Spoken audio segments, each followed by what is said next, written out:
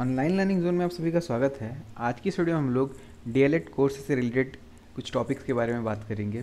DElEd second semester में जो math का पेपर है उसमें यूनिट 12 और यूनिट 13 के बारे में आज डिस्कशन करेंगे। यूनिट 12 जो कि है कि सर्वांग समता तथा समरूपता, और यूनिट 13 त्रिभुज के संदर्भ में सर्वांग समता की शर्तें। इन्हीं दोनों टॉपिकों के ऊपर इस वीडियो में चर्चा करेंगे और इन दोनों टॉपिक्स पे जितने भी क्वेश्चंस पूछे जा चुके हैं या फिर जितने क्वेश्चन इंपॉर्टेंट हैं डीएलएड के एग्ज़ाम के पॉइंट ऑफ व्यू से, सभी क्वेश्चन पे हम लोग डिस्कशन करेंगे। तो चलिए शुरू करते हैं आज की वीडियो। तो सबसे पहले हम लोग बात करेंगे यूनिट 12 के बारे में, जो इकाई 12 है उसके बारे में। तो इकाई 12 है सर्वांग समता तथा समरूपता। सर्वांग सम को कॉन्ग्रेंट कहते हैं इंग्लिश में, और समरूपता को आइडेंटिकल कहते हैं। सबसे पहले बात करते हैं हम लोग कॉन्ग्रेंट के बारे में। तो सर्वांगसम के लिए मैंने यहाँ पे एक डेफिनेशन लिख रखा है, जो कि है जब दो आकृतियाँ एक दूसरे को पूर्णतया ढक लेती हैं तो वो दोनों आकृतियाँ एक दूसरे के सर्वांगसम होती हैं।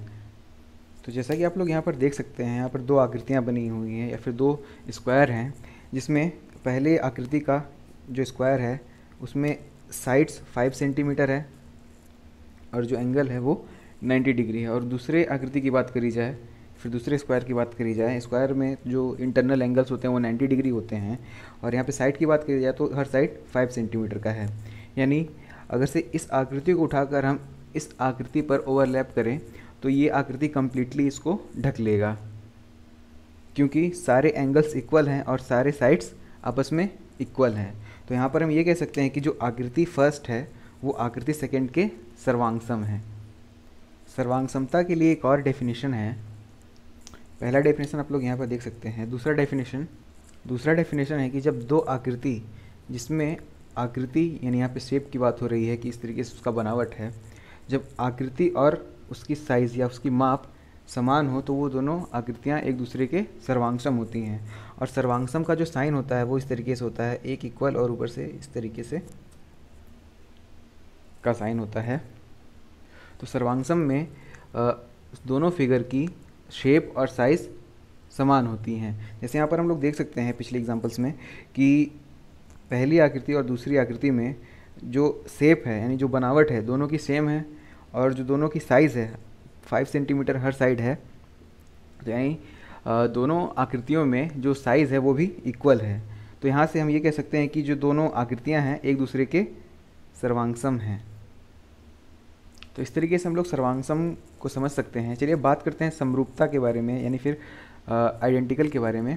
तो जैसे हम लोगों ने कॉन्ग्रेंट यानी सर्वांगसम के बारे में बात किया, तो सर्वांगसम में दोनों आकृतियों के आकार और माप दोनों बराबर होती थी। जैसे यहाँ पे हम लोग देख सकते हैं, इसमें सभी जो पहली वाली आकृति है और दूसरी वाली आकृति एक आयत है, और दोनों आयत में आकार भी समान है, यानी दोनों ही आयत हैं, और माप हर साइड, इसी साइड की दोनों जितने भी संगत भुजाएं हैं वो सब आपस में बराबर है। जैसे AD की बात करें तो AD इक्वल्स टू PS, ये दोनों 3-3 सेंटीमीटर के हैं, और DC is equals to SR, यानी ये दोनों संगत भुजाएं DC और SR भी आपस में इक्वल हैं। तो हम ये कह सकते हैं कि ये जो दोनों आकृतियां हैं दोनों के आकार भी बराबर हैं और दोनों की माप भी बराबर है। तो ये एक दूसरे के कॉन्ग्रेंट या एक दूसरे के सर्वांगसम हैं। और वहीं बात करी जाए अगर से समरूप की, तो समरूप में क्या होता है कि जब दो आकृति रहेंगी और दोनों आकृतियों के आकार तो समान रहेंगे। जैसे अगर से एक आकृति चौकोर है तो दूसरी आकृति भी चौकोर होनी चाहिए, लेकिन जो माप होगी आकृतियों की वो अलग अलग हो सकती है। आकार से यहाँ पर यह तात्पर्य है कि अगर से एक आकृति चौकोर है या फिर आयत है तो दूसरी आकृति भी चौकोर या आयत होनी चाहिए, तो दोनों का आकार समान होगा। अब माप अलग अलग होगा, इसका ये मतलब है कि अगर से एक जो आकृति, यानी ये हमारा एक स्क्वायर है और इसके हर साइड 5 सेंटीमीटर के हैं, तो जो दूसरी वाली आकृति होगी उसके हर साइड 5 सेंटीमीटर के नहीं होने चाहिए। अगर से 5 सेंटीमीटर के होंगे तो वो एक दूसरे के सर्वांगसम हो जाएंगे। अगर से 5 सेंटीमीटर नहीं है तो वो एक दूसरे के समरूप होंगे, और समरूप होने के लिए भी कुछ शर्तें हैं। चलिए उन शर्तों के बारे में बात करते हैं। तो यहाँ पर आप लोग देख सकते हैं समरूप का, यानी फिर जो आइडेंटिकल फिगर्स होते हैं उनका डेफिनेशन है कि दो आकृति में केवल आकृति यानी उनकी बनावट समान हो, लेकिन जो साइज़ होती है, जो माप है, वो अलग अलग होगा। अब अलग अलग कैसे होगा, यानी कंडीशन क्या होगी अलग होने की, चलिए उसके बारे में बात करते हैं। यहाँ पर मैंने दो आकृतियाँ बनाई हैं और ये दोनों आकृतियाँ एक दूसरे के समरूप हैं। अब कैसे समरूप हैं, इसमें जितने भी पहली आकृति के जितने भी कोड हैं वो दूसरी आकृति के अपने संगत कोडों के बराबर होंगी। यानी समरूप होने के लिए पहला कंडीशन है कि संगत कोड आपस में समान होंगे। संगत कोड से मतलब ये है जैसे एंगल, इसे ए बी सी डी एक आयत है और यहाँ पर पी क्यू आर एस दूसरा आयत है। जो एंगल ए है, एंगल ए का संगत कोड एंगल पी है और जितने भी संगत कोड होंगे समरूप में वो सारे के सारे समान होने चाहिए। जैसे एंगल ए का संगत कोड है एंगल पी, ये समान है। एंगल डी का संगत कोड है एंगल एस, ये दोनों आपस में समान है। यानी जितने भी संगत कोड होंगे वो समान होने चाहिए। ये रही पहली कंडीशन दो आकृतियों के समरूप होने की। अब बात करते हैं दूसरी कंडीशन के बारे में। दूसरी कंडीशन में बात करने से पहले हम लोग संगत कोड और संगत भुजाओं के बारे में बात कर लेते हैं। इन दोनों आकृतियों में जो संगत कोड है, ए का संगत कोड है एंगल पी, यानी ये और ये आपस में संगत कोड हैं। एंगल बी और एंगल क्यू आपस में संगत कोड है। उसी तरीके से एंगल सी और एंगल आर ये संगत हैं और एंगल डी और एंगल एस ये दोनों आपस में संगत हैं। ये तो रही संगत कोड। अब संगत भुजाएं कौन कौन सी हैं, भुजा ए बी, ये वाली भुजा इस भुजा के संगत है, तो ए बी और पी क्यू आपस में संगत भुजाएं हैं। उसी तरीके से बी सी और क्यू आर आपस में संगत भुजाएं हैं। सी डी और आर एस संगत हैं। उस तरीके से डी ए और एस पी संगत भुजाएं हैं। तो चलिए बात करते हैं दूसरे कंडीशन की ओर। तो पहला कंडीशन ये था कि संगत कोण समान होंगे, यानी सारे के सारे, यानी ये दोनों angle A equals to angle P, angle B equals to angle Q, इस तरीके से जितने भी संगत कोण है वो इक्वल होने चाहिए। अब संगत भुजाएं क्या हैं, यहाँ पर दूसरी कंडीशन है कि संगत भुजाओं का अनुपात समान होना चाहिए। अनुपात से ये मतलब है कि जब संगत भुजाओं की रेशियो निकालेंगे तो सब रेशियो इक्वल होना चाहिए। जैसे पहली संगत भुजा है ए बी और ए बी की संगत भुजा है पी क्यू। ए बी और पी क्यू का जब रेशियो निकालेंगे तो आएगा 8:4, यानी कि 2 आएगा। और दूसरी संगत भुजा की बात करी जाए, यानी दूसरी भुजा की बात करी जाए बी सी और क्यू आर के रेशियो की, तो वो होगा 4:2, यानी कि 2। उस तरीके से सी डी और इसके जो संगत भुजा है आर एस, इसका रेशियो निकालेंगे तो वो भी 2 आएगा। क्यों, सी डी की वैल्यू है 8 और आर एस की वैल्यू है 4, तो 8/4 2 आ जाएगा। उसी तरीके से डी ए और एस पी का जो रेशियो होगा वो 2 आएगा। यानी जितनी भी संगत भुजाएं हैं ये सब आपस में संगत हैं, तो संगत भुजाओं का जो अनुपात होगा वो हर जगह पे समान होना चाहिए। और यहाँ पर हम देख सकते हैं सभी संगत भुजाओं का जो अनुपात है वो 2 आ रहा है, यानी कि हर जगह पे समान है। तो यही समरूप होने की दूसरी कंडीशन है कि संगत भुजाओं का अनुपात सब जगह पे समान होना चाहिए। और इन दोनों फिगर में संगत कोण समान है हर जगह पे और संगत भुजाओं का जो अनुपात है वो भी समान है। तो ये दोनों आकृति एक दूसरे के समरूप हैं। तो आई होप आप लोग को समरूप और सर्वांगसम आकृतियों के बारे में समझ में आया होगा। चलिए आगे बढ़ते हैं हम लोग। तो समरूपता को समझने के लिए एक मैं छोटा सा एग्जांपल लिख रखा है मैंने यहाँ पे। जैसा कि मैंने बताया समरूपता के लिए 2 कंडीशन होनी चाहिए कि संगत कोण समान होने चाहिए। तो यहाँ पर 2 फिगर हैं। पहला फिगर है ए बी सी डी और दूसरा क्वाड्रिलेटरल है पी क्यू आर एस। यहाँ पर संगत कोण को देखी जाए तो ए का संगत कोण है एंगल पी, यानी और दोनों का जो वैल्यू है वो है 110।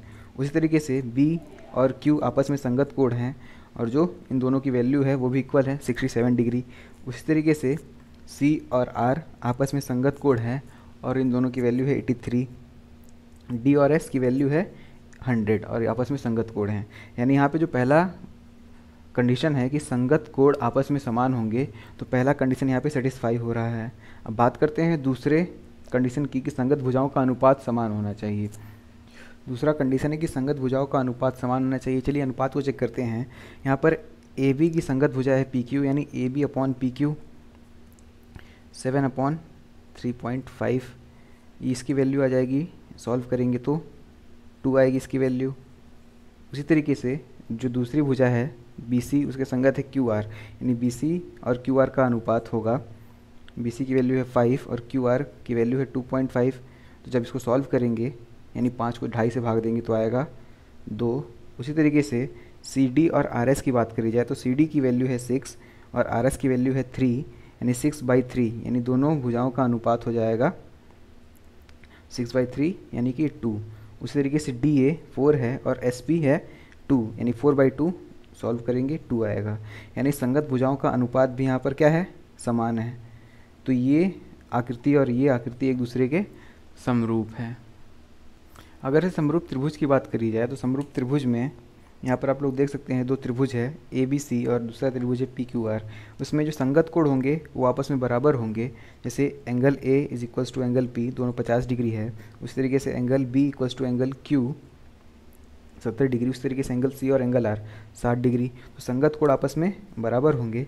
और बात करिए संगत भुजाओं की तो AB/PQ और इसी तरीके से BC/QR और CA/RP, ये जितने भी संगत भुजाएं हैं उनका अनुपात समान होना चाहिए।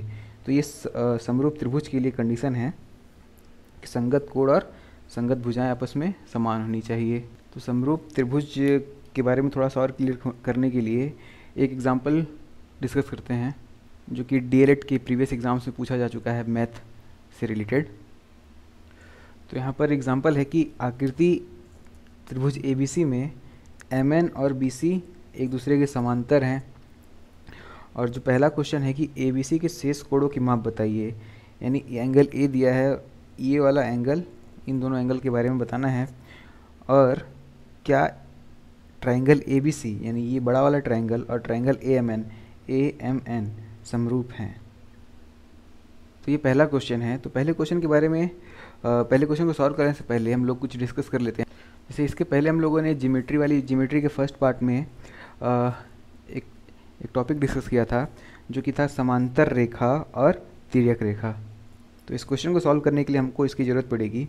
तो हमने डिस्कस किया था कि जब दो समांतर रेखाओं को कोई तिर्यक रेखा काटती है तो जो संगत कोण होते हैं वो आपस में बराबर होते हैं।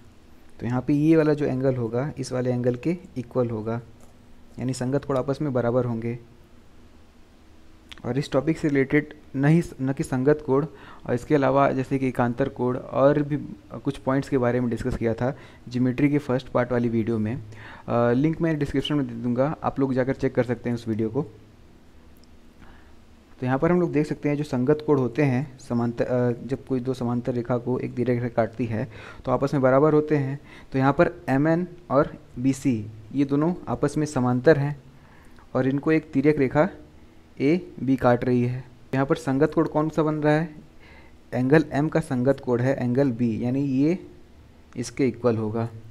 और उसी तरीके से जो ये दोनों ये जो रेखा है AC, ये भी एक तिर्यक रेखा है जो कि MN और BC को काट रही है।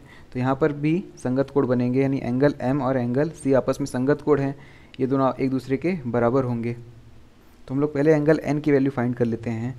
जैसा कि हम लोग को पता है यहाँ पर AMN ट्रायंगल AMN है और किसी त्रिभुज की अंतः कोणों का योग होता है 180 अंश, यानी एंगल 52 प्लस एंगल 60।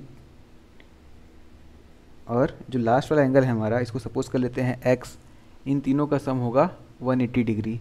अब इस इक्वेशन की मदद से हम लोग x की वैल्यू फाइंड कर सकते हैं। यहाँ से x की वैल्यू आ जाएगी, इन दोनों को ऐड करेंगे तो आएगा 112 degree plus x equals to 180। अब इसको उधर ट्रांसफ़र करेंगे तो 112 इधर प्लस में, इधर आएगा तो माइनस में, और जब इसको सब्सट्रैक्ट करेंगे तो आएगा ये 68 डिग्री। यानी ये x की वैल्यू कितनी हो गई, 68 डिग्री। और ये दोनों आपस में इक्वल हैं क्योंकि संगत कोण हैं, तो ये भी कितना हो जाएगा 68 डिग्री। तो यहाँ पर जो पहला क्वेश्चन है कि ABC के शेष कोणों के माप बताइए, तो एंगल B की वैल्यू आगे 60 और एंगल C की वैल्यू है 68। उसी में जो अगला क्वेश्चन है कि क्या ट्रायंगल ABC और ट्रायंगल AMN समरूप हैं। तो समरूप होने के लिए दो कंडीशन होते हैं कि संगत कोण समान होनी चाहिए और संगत भुजाओं का अनुपात समान होना चाहिए। तो यहाँ पे संगत कोण तो समान है, संगत भुजाओं के बारे में भी हमको कुछ पता नहीं है, तो उसके लिए हम लोग दूसरा क्वेश्चन चेक करेंगे, क्योंकि पहले वाले क्वेश्चन में भुजाओं के बारे में कोई जानकारी नहीं दी गई है। दूसरे क्वेश्चन में क्या कहा गया है कि यदि M और N BC और AC के मध्य बिंदु, यानी जो M है वो BC का मध्य बिंदु है और जो N है पॉइंट वो AC का मध्य बिंदु है। इसका क्या मतलब है कि जो पॉइंट M है वो AB को दो बराबर भागों में बांट रहा है। मध्य बिंदु का मतलब यही होता है, जैसे ही पूरा अगर से 2 होगा, इसको 2x सपोज कर लेते हैं, पूरा अगर से 2x है तो BM ये वाला पार्ट x होगा और ए एम वाला पार्ट x होगा क्योंकि ये मध्य बिंदु है। उसी तरीके से इस वाले को 2y सपोज कर लेते हैं, तो ए एन वाला पोर्शन y हो जाएगा और ये वाला पोर्शन भी y हो जाएगा। तो यहाँ से अगर से संगत कोण की बात करी जाए दोनों ट्रायंगल ए बी सी और ट्रायंगल ए एम एन के, तो जितने भी संगत कोण हैं, एंगल ए का संगत यानी ए बी सी के लिए एंगल ए 52 है और ए एम एन के लिए भी एंगल ए ही है, तो आपस में बराबर हैं। उस तरीके से एंगल बी एंगल एम का संगत कोण है और ये इक्वल है। उस तरीके से एंगल सी एंगल एन का संगत कोण है और ये इक्वल है। तो जो संगत कोण है सब समान है, पहला वाला कंडीशन सेटिस्फाई हो गया। दूसरे कंडीशन की बात करी जाए तो जो संगत भुजाएं हैं, ए बी की संगत भुजा है ए एम, और जैसा कि मैंने बताया ए बी की वैल्यू है 2x सपोज करी है, तो 2x upon x, A M की वैल्यू x है क्योंकि यहाँ पे क्वेश्चन में दिया है कि m और n मध्य बिंदु हैं ए बी और बी सी के।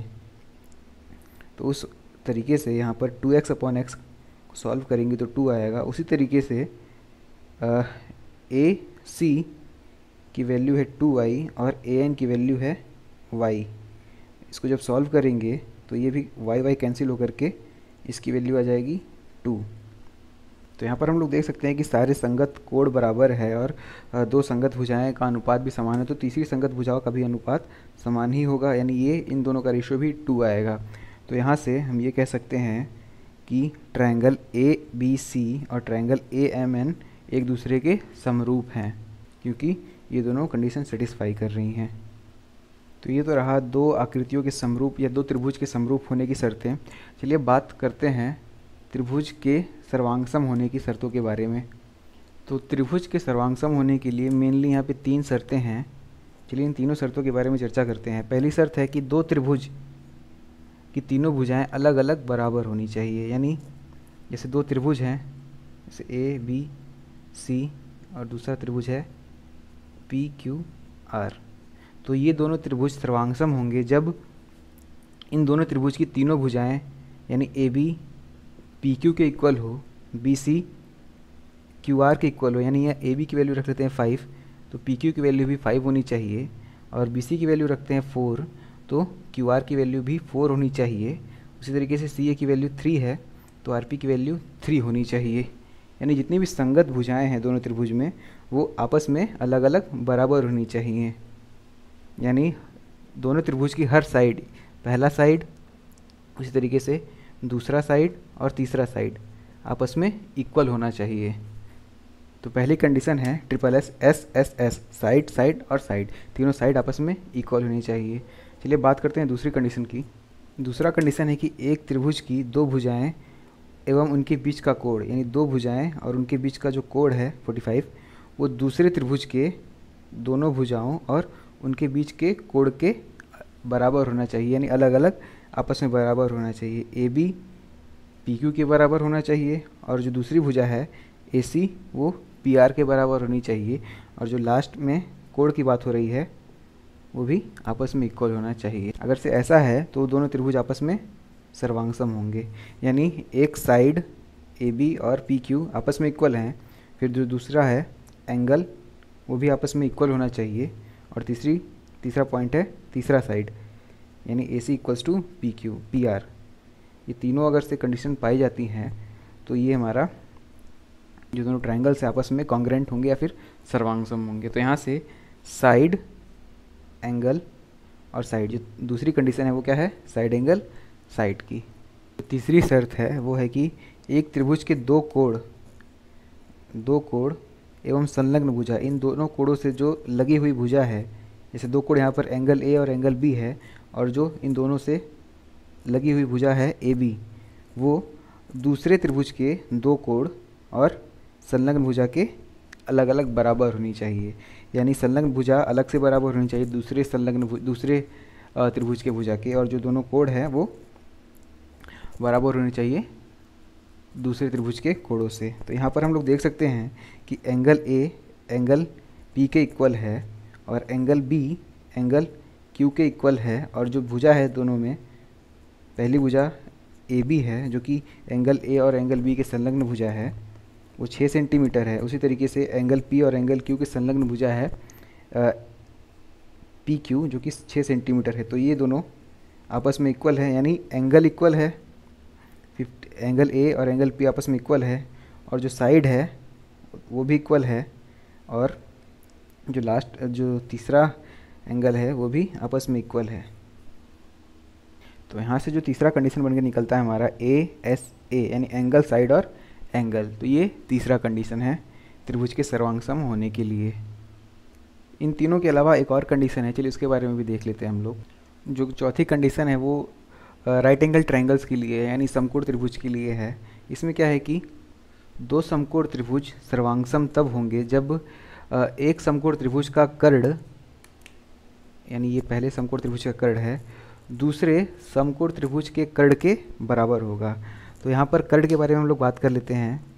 जो सबसे बड़ी भुजा होती है समकोण त्रिभुज की, उसको हम लोग कर्ण कहते हैं। तो यहाँ पर जो ये वाला AC है वो इस ट्रायंगल का हाइपोटेनस या फिर कर्ण है, और इस वाले ट्रायंगल में जो सबसे बड़ी भुजा है वो PR है, तो ये कर्ण है। यानी दोनों त्रिभुज के कर्ण आपस में बराबर होने चाहिए।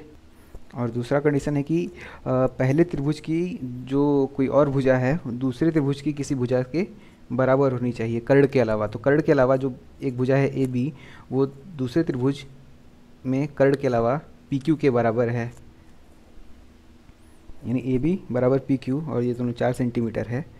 और जो ये हमारा एंगल है, समकोण त्रिभुज है, तो एक एंगल 90 डिग्री का ही होगा। तो इस तरीके से हम लोग समकोण त्रिभुज में सर्वांगसम को देख सकते हैं।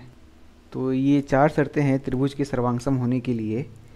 चलिए इन चारों शर्तों को थोड़ा सा और क्लियर करते हैं कुछ एग्जांपल की मदद से।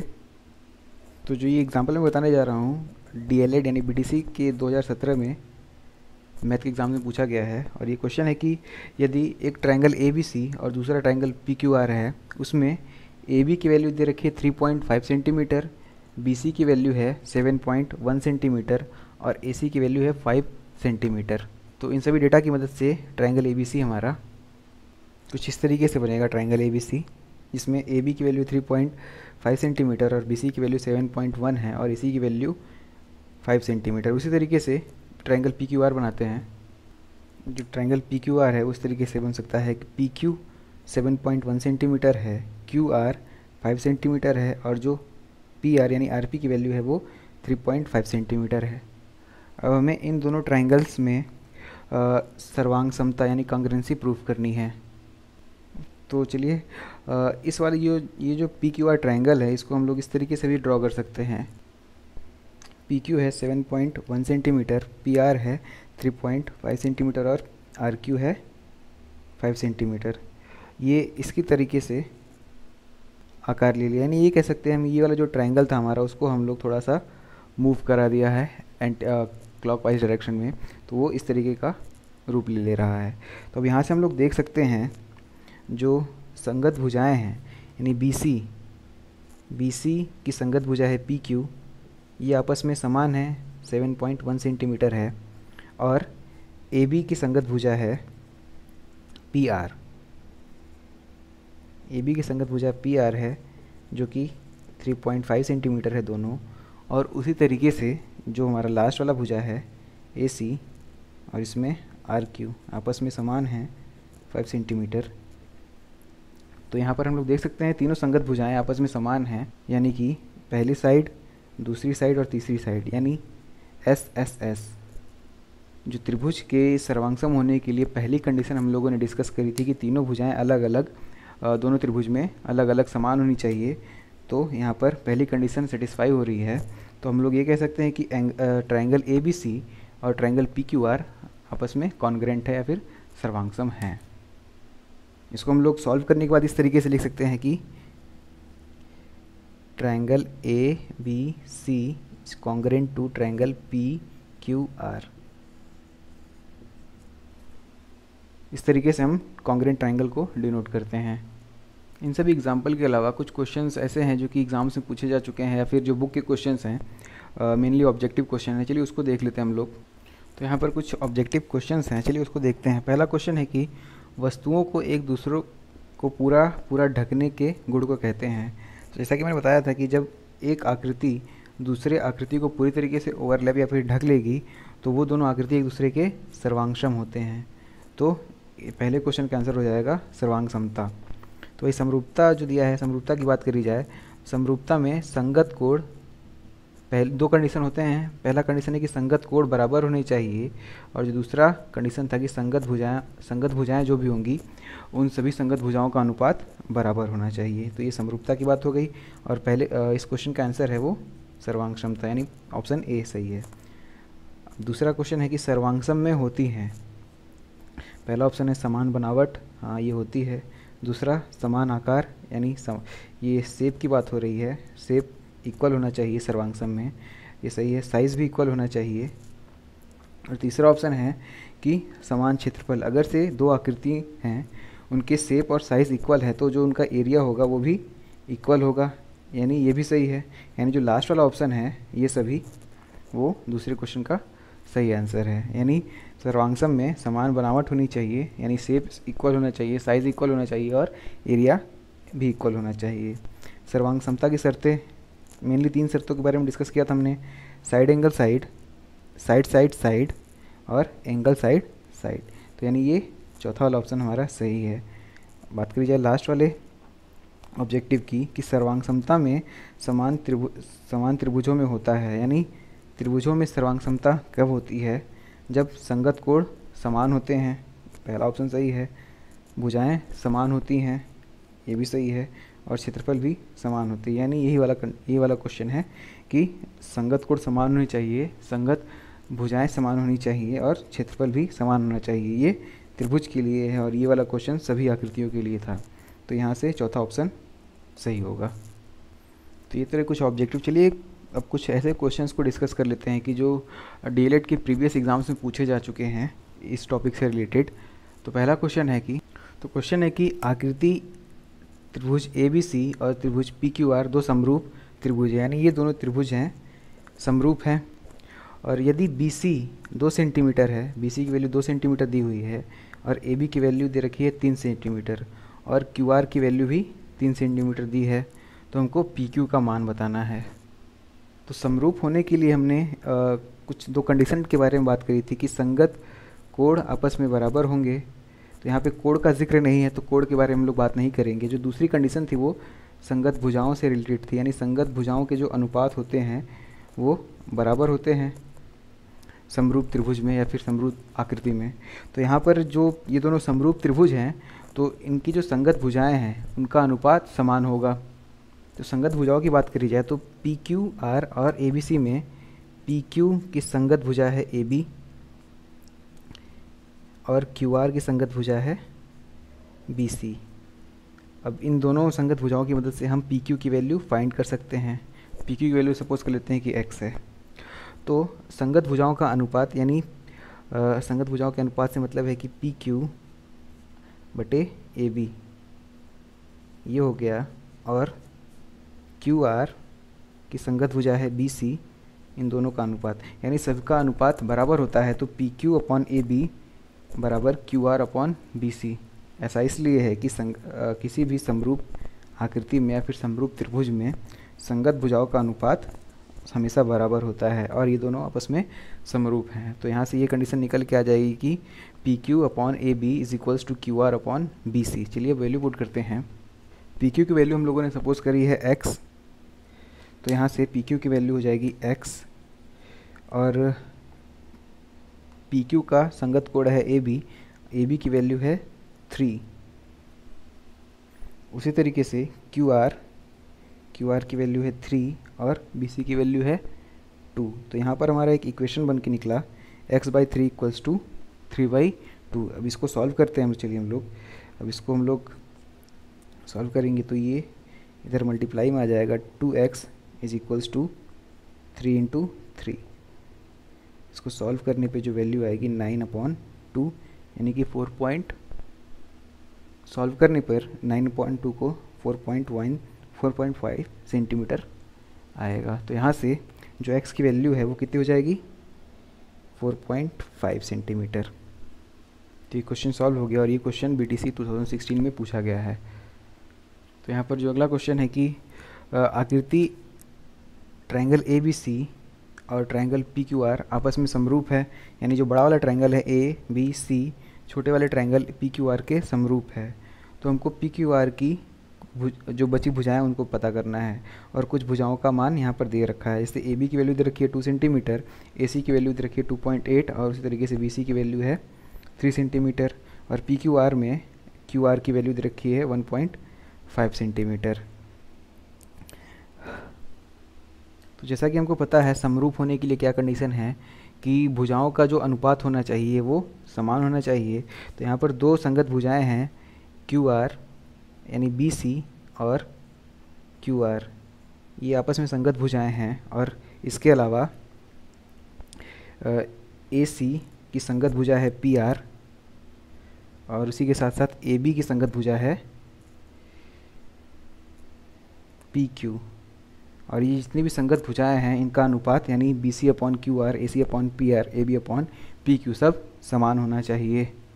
तो यहाँ से हमारे पास बी सी की वैल्यू है 3 और क्यू आर की वैल्यू है 1.5 सेंटीमीटर और जो बाकी वैल्यूज़ हैं ए सी की वैल्यू हमारे पास है 2.8 सेंटीमीटर और पी आर की वैल्यू फाइंड करनी है।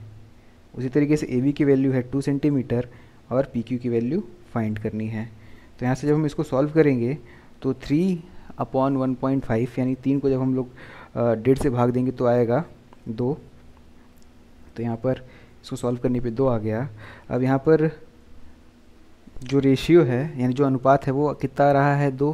तो B C upon Q R के लिए भी 2 होगा, उसी तरीके से A C upon Q R P R के लिए भी 2 होगा और A B upon P Q के लिए भी 2 होना चाहिए।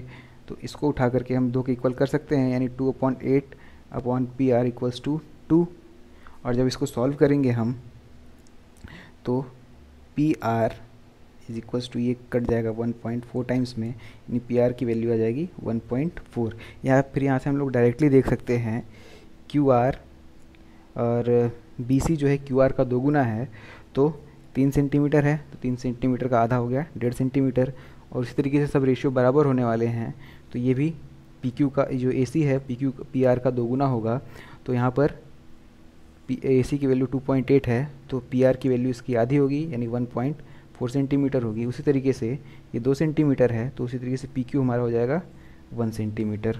तो यहाँ से इस वाले की वैल्यू 1.4 सेंटीमीटर हम लोगों ने फाइंड कर ली है। उसी तरीके से इसका यूज़ करके हम लोग पी क्यू की वैल्यू भी फाइंड कर सकते हैं जो कि आएगी 1 सेंटीमीटर।